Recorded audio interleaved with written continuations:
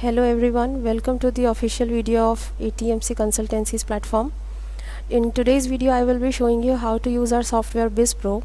Its installation guide has already been uploaded in another video with the name installation guidance.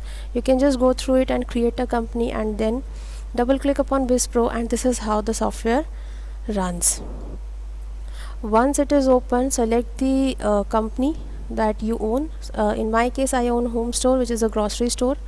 Enter the username, which is 1 in my case because it's the default one, and password is also 1. This can be later on changed by you. Then click upon login and you are into the software.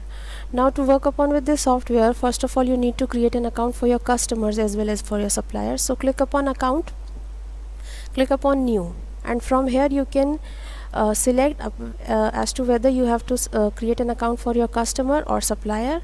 So first of all I'll be showing you how to create an account for customers. So simply select the customers item from the group drop down menu and add the details. So I write Maria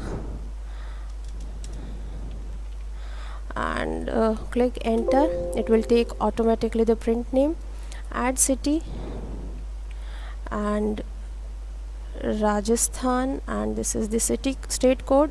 These things are important and mandatory. Other things rest you can add upon them, and click upon save, and the account for customers will be created to you. Click upon OK, and from here only you can create an account for suppliers. So to do that, click upon new, again select the suppliers option in the drop down menu, group drop down menu, and write the supplier's name. So I write Nestle Inc. Click upon enter, enter the city and state and code is required. Click upon save and your account will be created in the suppliers account. Click upon OK and you are done. So close it, again close it. Now I'll be telling you how to add the items that are available in your store. So click upon items, click upon new and add the item details here. For suppose I want to add Kit Kat chocolate,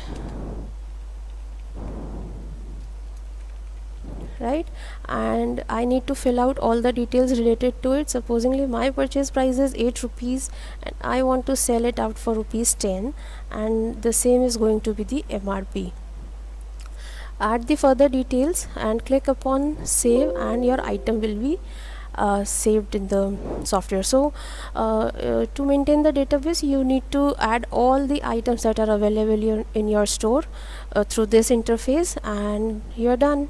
So click upon close, and now I'll be telling you how to generate the sales receipt. Okay, so click upon sales, click upon new, and here the party name will be displayed or would be taken of all of your customers, right? So my customer was Maria, right? I'll select it, press enter, and here I need to add the item name. So I add Kit Kat chocolate, click upon, select it and press enter, then add the quantity, click enter and keep on entering, pressing the enter button until you reach down to the last column, and as soon as you reach to the last column again click enter and the item will be added to the grid. Then click upon save. Before saving it you need to add the bill number and click upon save, and this is your sales entry will be saved. Click OK. If you want to get it printed, click print yes, otherwise no. So click close. Now I'll be telling you how to add the purchase receipt. So click upon purchase button, click upon new and select the party name which is going to be supplier in your case. So I write Nestle Inc. Click upon enter and it will be selected, right? I add the item name, I write Kit Kat chocolate, select it, press enter, add the quantity required, press enter, price was rupees 8, right? and click upon enter, and everything will be taken. Keep on entering and again enter, and the item will be added to the grid, right? And add the bill number, click upon save, and your purchase receipt will be saved. Click upon OK and click upon close.